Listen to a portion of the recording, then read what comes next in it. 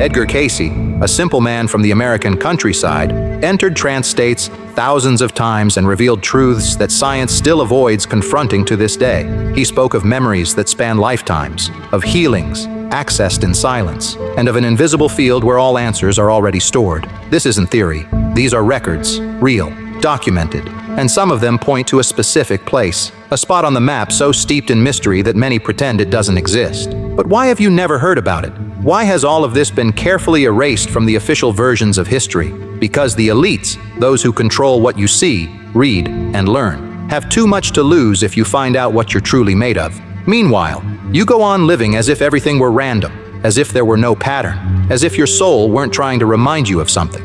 But what if that memory is just about to resurface?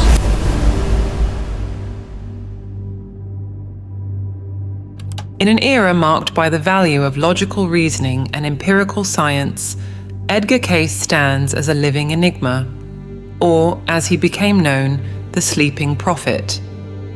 The nickname isn't just folklore. He literally accessed complex information while asleep, immersed in a deep trance state. In this unusual condition, his voice was recorded by assistants as he described specific medical treatments, gave spiritual readings, and even made predictions that anticipated world events. To many, this seemed like magic. For him, it was simply accessing a source of wisdom that transcends time and space. Born in 1877 in Hopkinsville, Kentucky, to a modest rural family, Casey was never an academic, nor did he seek fame. He was a simple man with deep faith who showed signs of unusual sensitivity from an early age. According to accounts as a child, he claimed to talk with angels and possessed an amazing memory, especially when reading the Bible, which he reportedly read cover to cover more than 100 times. But it wasn't until adulthood that his trance readings phenomenon gained structure and recognition. When entering this altered state of consciousness, similar to deep sleep, but with surprising lucidity, Casey answered questions about the health of people he'd never met, described past lives in detail, and offered precise spiritual advice. Most impressively, he did this without charging fees, accepting only voluntary donations, an example of ethics and humility that resonates to this day. Casey's practice reveals something powerful. The human mind, when slowed down from routine and external noise, can access deeper layers of reality. This idea isn't new. Ancient civilizations like the Egyptians, Indians, and Mayans already used altered states of consciousness as tools for healing, wisdom, and connection with the divine. However, Casey's unique contribution was bringing this concept to the modern West with rigor, systematic documentation, and above all, integrity. Today, with expanding studies on meditation, neuroplasticity, and non-ordinary states of consciousness, Casey's work finds new relevance. Scientists like psychiatrist Stanislav Grof and authors like Carl Jung have addressed phenomena similar to what Cayce experienced, suggesting there is indeed a kind of collective unconscious, a field of shared knowledge that can be accessed through expanded consciousness.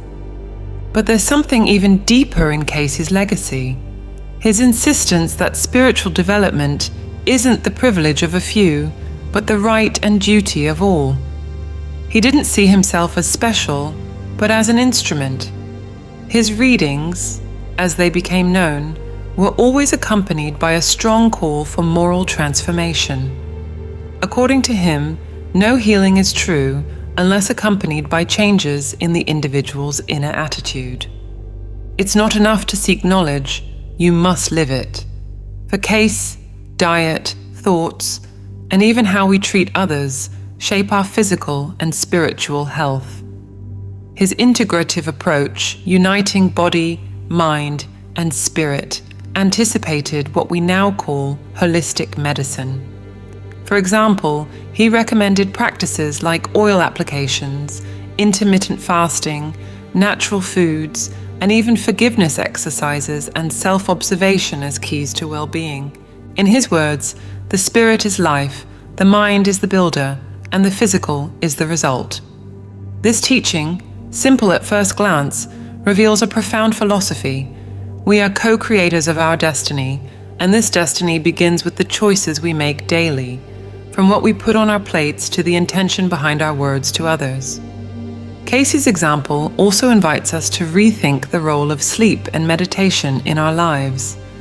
In a fast-paced world where sleeping is often viewed as a waste of time, he reminds us that it's precisely in inner silence that we access the wisest answers. There's an Eastern saying that goes, "Silence is not empty, it is full of answers." Cayce proved this thousands of times. Perhaps his greatest legacy isn't in his predictions or diagnoses, but in the unwavering confidence that each human being has a direct connection with the divine, an internal bridge that doesn't depend on gurus, temples, or dogmas, but only on listening, discipline, and sincerity. If Cayce, an ordinary man from the American heartland, was able to access such wisdom in a trance state, what might be dormant within you? The answer may lie in your next breath, your next night's sleep, or that quiet moment when your mind finally stops racing. Because deep down, we all carry within us an invisible map, and the key to deciphering it may not be outside, but inside. I'll translate this text from Brazilian Portuguese to American English, maintaining its meaning while ensuring it sounds natural to American English speakers. Here's the translation. Exploring Edgar Cayce's readings reveals a deeply transformative vision of reincarnation. For Cayce, rebirth is neither a cosmic whim nor divine punishment, but rather a pedagogical instrument, part of a greater plan for spiritual growth and refinement. In this process, each incarnated existence functions like an academic year in a universal school, where human experiences, whether affective, physical, or emotional, are tests and lessons carefully aligned with the soul's evolutionary stage. Imagine a soul that, at the end of a life, carries emotional baggage, behavioral patterns, or undeveloped talents. When reincarnating, it returns to life stage with a new script, but the same underlying themes, as if the universe was saying, "We haven't finished this lesson yet." It's precisely here that the beauty of the system reveals itself. The past doesn't imprison us, but guides us. Instead of being victims of fate, we are co-authors of our journey, shaping chapters with the choices we make in each incarnation. This vision breaks from the idea that life is a random sequence of events. According to Cayce, there is no blind luck or gratuitous misfortune. The challenges we face, such as recurring illnesses, difficult relationships, or unexplained fears, aren't punishments. They are clues that something remains unresolved, something still in process. A persistent allergy might be the echo of an unresolved past experience. A natural talent like facility with music or languages might be the fruit of studies and practices cultivated in previous lives.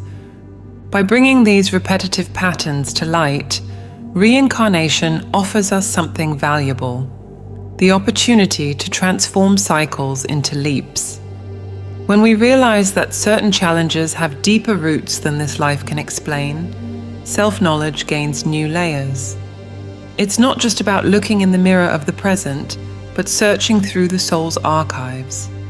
Techniques like past life regression, deep meditation, or even studying esoteric traditions such as Kabbalah, Vedanta, or Rosicrucian writings help access these hidden files.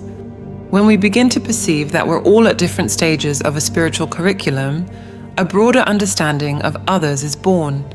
Impatience gives way to compassion. Intolerance makes room for empathy. After all, if we're all ancient travelers, reuniting and learning together for centuries, what sense do prejudice or hasty judgment make?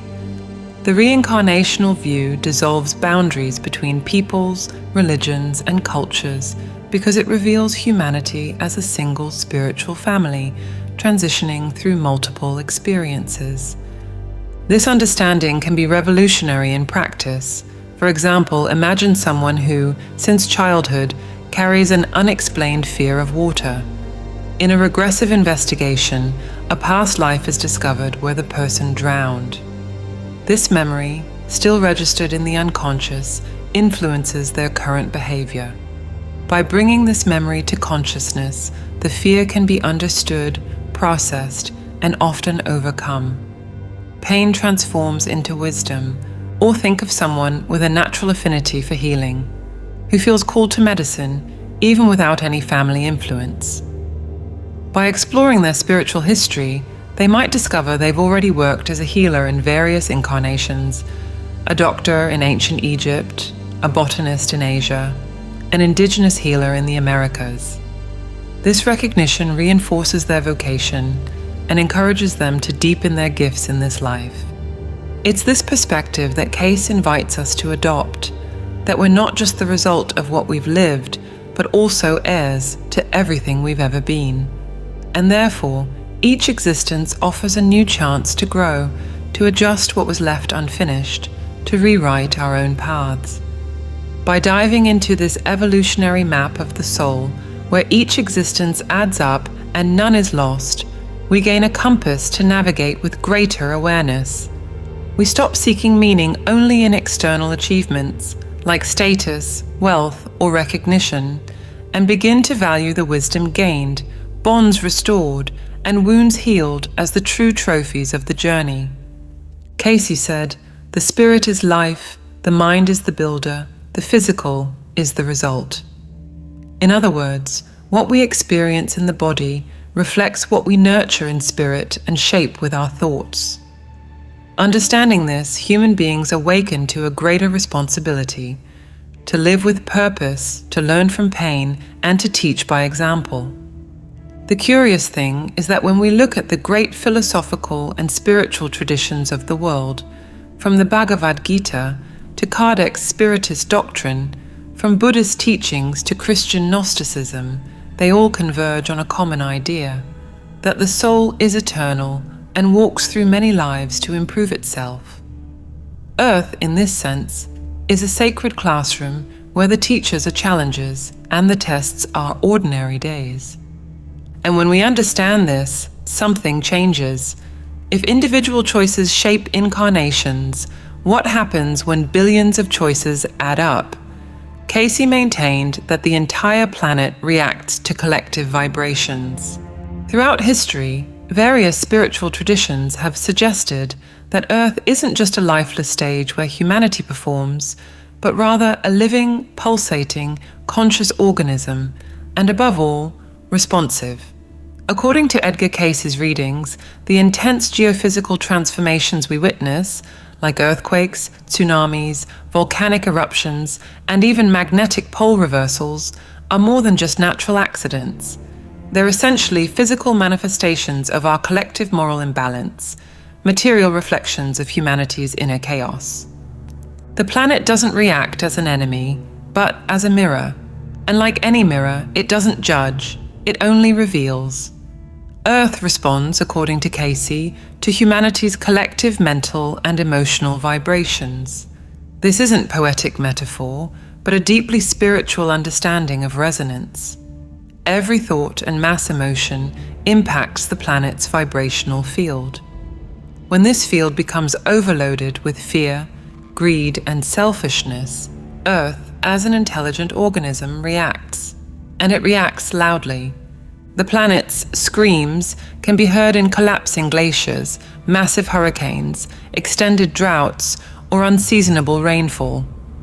These are powerful reminders that the outer world is intimately connected to our inner world.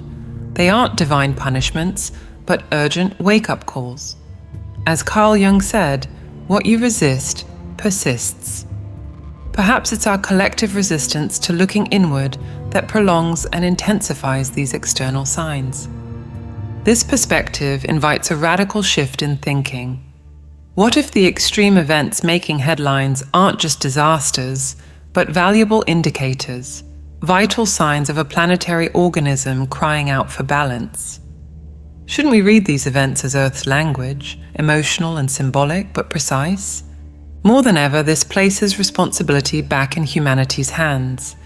If we contribute thoughts of separation and destructive actions, we can also contribute healing practices and reconnection.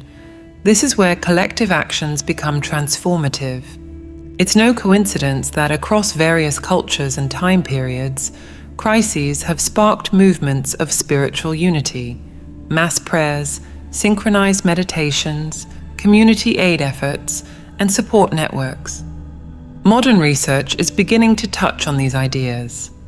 Studies at the HeartMath Institute investigate how human emotions influence the planet's electromagnetic field, suggesting that states of collective emotional coherence can actually alter global patterns. While these findings aren't scientific consensus yet, they point to a fascinating possibility. What if we could heal Earth by first creating harmony in our own thoughts? This brings us to a key concept: inner ecology. Before reforesting woodlands or cleaning up rivers, we need to regenerate the inner soil of consciousness. This means cultivating ethics, compassion, presence, and discernment. As philosopher Krishnamurti aptly put it, it is no measure of health to be well adjusted to a profoundly sick society. Any revolution that doesn't start from within risks perpetuating the same vices that brought us here, just in new forms. Technological revolutions without ethical counterparts only make destruction more sophisticated. A system based on unchecked consumption and structural inequality remains predatory, even if powered by solar energy. That's why Casey didn't just talk about physical world changes, he proposed a complete paradigm shift. This transition doesn't start in government offices or futuristic labs, but in each home, in every moment of meditation, in every anonymous act of kindness. Practical examples already exist.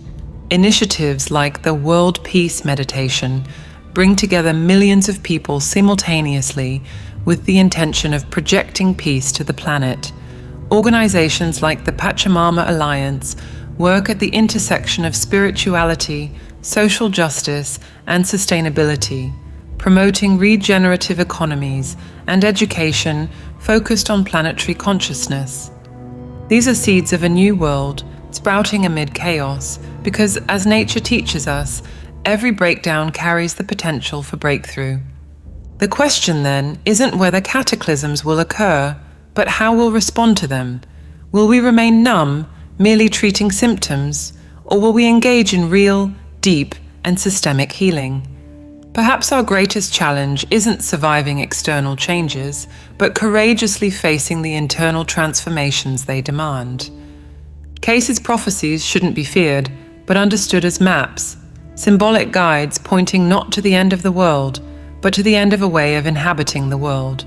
Apocalypse, etymologically, means revelation. And what's gradually being revealed is a truth that has always been within reach. There is no separation between us and the planet. We are part of the same field, the same vibration, the same living intelligence. If the planet reacts to our vibrations, perhaps ancestral records exist that can guide us through this crisis. Beneath the scorching sands of the Giza Plateau, perhaps lies the most subversive key to human history. Not a pyramid, but a buried idea, the Hall of Records. Edgar Cayce, with his uncanny precision while in trance states, swore that hidden there, under the pores of the Sphinx, was the spiritual and technological collection of civilizations that officially never existed. Atlantis, Lemuria, names that seem pulled from pulp novels, but which in this context take on the contours of possible prehistoric reality with ramifications far beyond planet Earth. We're not talking about a simple room full of moldy papyri. What Casey describes is a repository of multidimensional knowledge, containing records that are not only historical, but also scientific, vibrational, perhaps even interplanetary. Celestial maps drawn by hands that looked at the sky with more familiarity than bewilderment. Healing codes through sound, models of free, non-polluting energy that defy the laws of thermodynamics as we know them. If this sounds like fiction, perhaps it's because our notion of reality is still myopic. Imagine the impact: a single archaeological find that not only rewrites the origin of civilization, but implodes the timeline accepted by academia. A cultural reset, as if humanity's instruction manual had been buried, waiting for the right moment to be unearthed. And what if, in this manual, it's written that we are not alone, that we never were? Cayce insinuated this with unsettling casualness. For him, part of this knowledge was inherited from non-terrestrial cultures, visitors, cosmic mentors, beings with refined ethics and technology that we're still crawling to understand. They didn't come to dominate, but to sow. They planted ideas, calibrated frequencies, left clues. Civilization continued and got lost. Accepting this possibility isn't a matter of faith. It's about making room for discomfort, expanding the scope, and understanding that science, when combined with humility, can be as mystical as a Tibetan mantra. That's where history meets quantum physics, where archaeology stumbles into ufology, and where the sacred and scientific stop fighting and start talking. The real breakthrough wouldn't come from confirming extraterrestrial life. That would just be the first chapter. The true seismic shock would be internal, realizing that our worldview has always been too narrow, that perhaps our greatest conflicts stem from this limitation, thinking everything revolves around humans, when the universe, by all indications, thinks like a network. What if humanity needed to grow from within first to deserve contact from without? Casey suggested that this encounter only happens when we're ready to share knowledge, not exploit it. Moral maturity, he called it. Trading ambition for collaboration. Because let's face it, what would we do today with technology capable of shaping matter with our minds? Probably sell it on an installment plan. This leap in consciousness also asks for something simple and forgotten, protecting what's already here. Each ruin, each symbol carved in stone, may carry more than history. It may contain data, instructions, reminders. We need to look at archaeological sites as we would a safe with a lost combination. And the combination might be in how we live now, in how willing we are to see others not as threats, but as mirrors. This idea isn't isolated in some esoteric corner of the internet. On the contrary, it has been advancing through the cracks. Scientists now admit, with more caution than conviction, that the Sphinx is older than previously thought. Detections of underground anomalies suggest chambers not yet explored. Meanwhile, astrobiologists, physicists, and linguists are starting to talk with less skepticism and more curiosity. It's as if the veil were thinning and a new kind of question was being allowed, and that's where myth becomes a tool, not as blind truth, but as useful provocation. The Hall of Records, more than a place, is an operational metaphor. It represents the forgotten part of ourselves, of our trajectory. A reminder that knowledge exists, and that perhaps the real test is our ability to handle it without repeating the collapse. Therefore, the call here isn't believe, but research better. Question without the filter of mockery. Invest in telescopes, in translations of ancient symbols, in advanced physics that accepts paradoxes. Above all, cultivate an open mind, perhaps the only true prerequisite for accessing what Cayce called an interdimensional legacy. Because if what's hidden beneath the Sphinx comes to light, it won't just change what we know about the past, it will demand that we change what we expect from the future.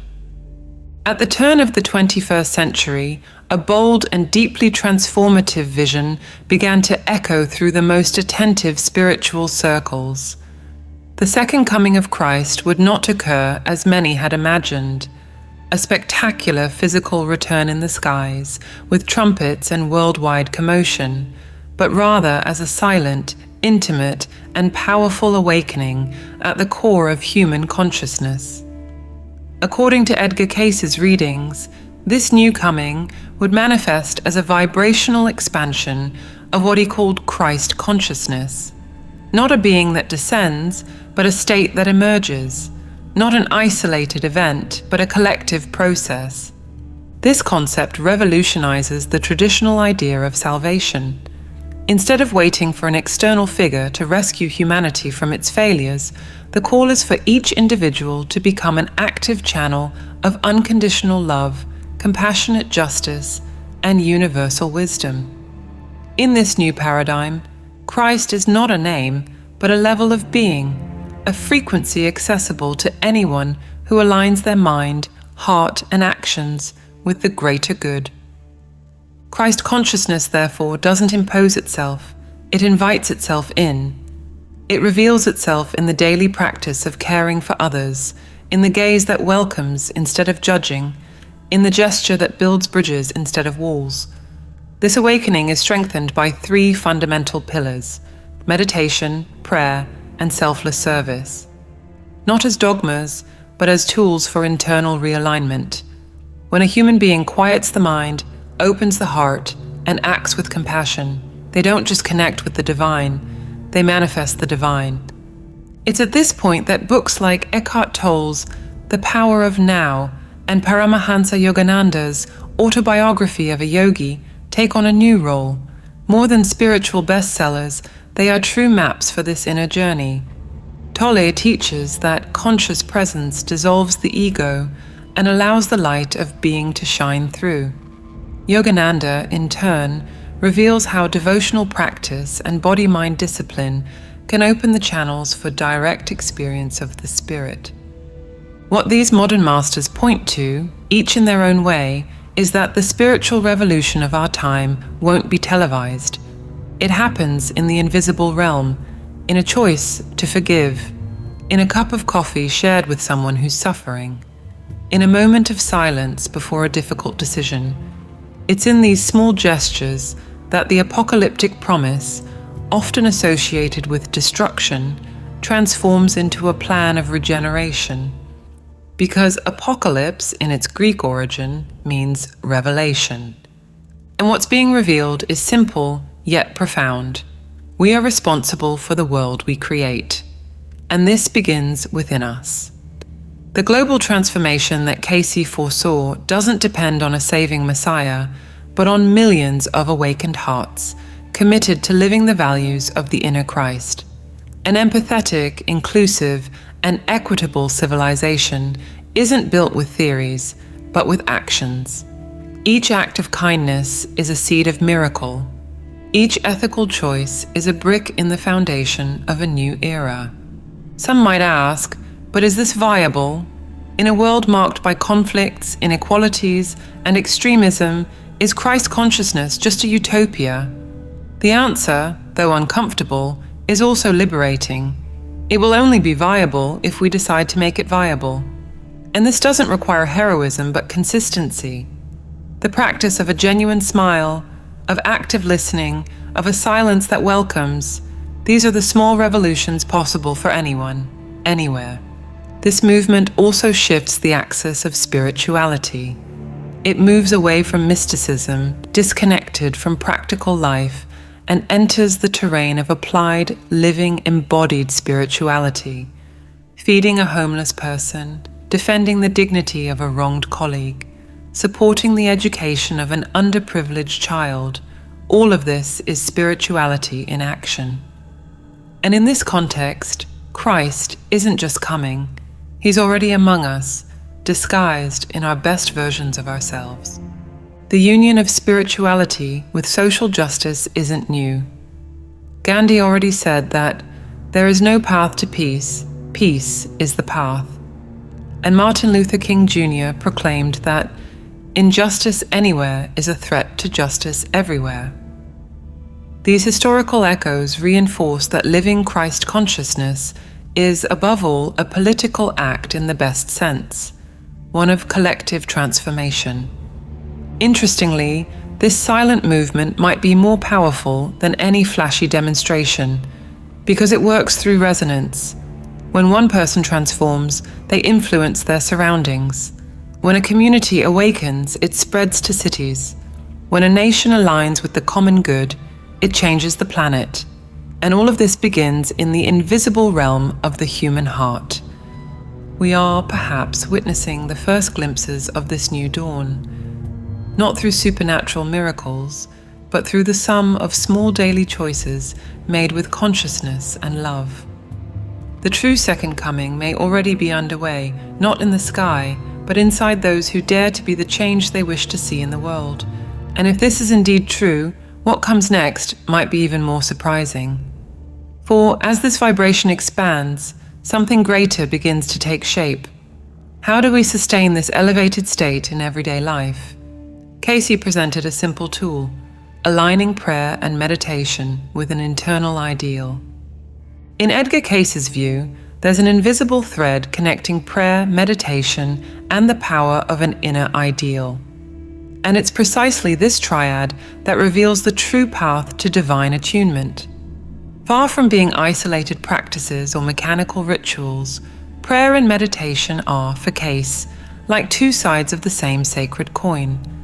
One is the voice that rises upward, the other, the silence that allows us to hear the response. But there's a fundamental element that stitches everything together, the ideal. Without it, words are lost in the wind, and silence finds no direction. But what is this ideal? Different from a simple desire or goal, the ideal is like a compass of the soul, chosen with full awareness, a seed word, such as love, service, or Christ, capable of concentrating all the energy of the spirit in a single direction. It's not just a beautiful concept, it's an anchor, a force of inner cohesion that guides thoughts, attitudes, and even the most subtle feelings. When meditating with this ideal as the focus, not only does the mind quiet down, but it also aligns itself. And it's in this elevated frequency that the true movement occurs. Vital energy, known in many traditions as Kundalini, begins to flow harmoniously through the body's power centers, the so-called chakras. This practice isn't mystical in the sense of being unattainable or theoretical. On the contrary, it's deeply pragmatic. It serves as a user manual for those who wish to actually live the Christ consciousness, not as a religious dogma, but as a way of being in the world. By returning daily to this space of silence and inner focus, the individual begins to reshape their own vibrational structure. Thought by thought, emotion by emotion, a new energetic fabric is created that inevitably impacts the collective. After all, as physicist David Bohm said, each individual action is inserted into a larger field of implications. Casey reveals that this practice has implications beyond this life. When the ideal becomes the center of gravity of existence, it shapes not only the present, but plants seeds that will bloom in future incarnations. The soul, by committing to this ideal, begins to pave an evolutionary path that transcends death and matter. This brings us to a delicate yet essential point: inner reformation. Reform, in this context, isn't about becoming perfect or unreachable, but rather redesigning oneself with patience and humility through conscious choices. It's paying attention to what you think, feel, and do. It's starting small but firmly, replacing automatic impulses with actions connected to the ideal. Instead of reacting in traffic, remember love. Instead of judging, choose to serve. It's in these micro choices that one builds a soul coherent with its essence. This process, although silent, reverberates. As a person tunes into their ideal during meditation, they become a point of light in the collective vibrational field. Healing, therefore, doesn't just happen at a personal level. It expands, crosses invisible boundaries, and reaches other beings. It's an influence that doesn't impose itself, but inspires. A kind of moral radiation, as defined by French philosopher Léon Denis. And here's a crucial detail that differentiates Cayce from many other mystical traditions. He doesn't recommend waiting for masters, visions, or spectacular signs. The call, according to him, is to build an internal altar, simple, intimate, accessible to anyone. In this sacred space of the heart, the ideal transforms into a silent melody, constantly playing in the background of consciousness. It replaces rigid dogmas with a living spirituality based on direct experience and self-transformation. For those wishing to begin, the first step is to choose an ideal that connects with you authentically. It could be compassion, justice, inner peace. What matters is that it resonates. Then, establish a daily moment of withdrawal, however brief, where this ideal is remembered, visualized, and felt. You can write this word in a notebook, repeat it mentally as a mantra, or associate it with a meaningful image. Gradually, it stops being an idea and becomes a living presence, a lens through which the world is perceived. This journey, of course, isn't linear. There will be days when everything seems like noise and fatigue, but it's precisely on these days that maintaining the commitment to the ideal is even more powerful. As Thomas Merton said, true meditation doesn't begin when everything is peaceful, but when we can find peace amid chaos. The impact of this practice is profound. People who adopt it report not only greater mental clarity and emotional balance, but also a new perception of their own life purpose. They feel less trapped in the past or anxious about the future. They begin to act with more intention, more empathy, more coherence with what they truly believe. Not because someone ordered them to, but because something within them awakened. And that's where we begin to glimpse something even more magnificent. The possibility of transforming not only one's own existence, but also contributing to a new planetary vibration, more subtle, more conscious, more united. A vibration that might not manifest in headlines or external revolutions, but that pulses silently in every being who dares to meditate with their heart anchored in their ideal.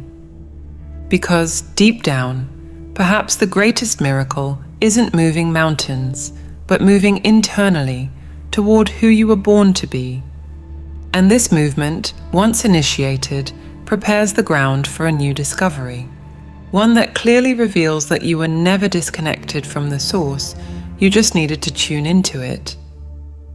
Every change begins with understanding your role as a co-creator of reality.